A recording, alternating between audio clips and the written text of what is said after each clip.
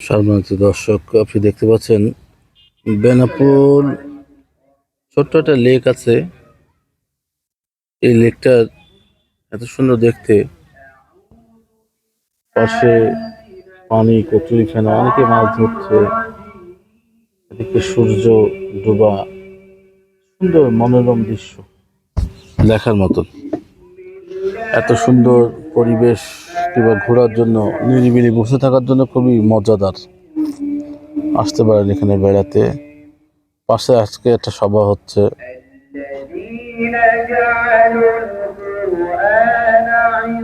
সুন্দর একটা দৃশ্য। অবশ্য পাশে আবার শ্মশান আছে। এই যে অপর সাইডে শ্মশান।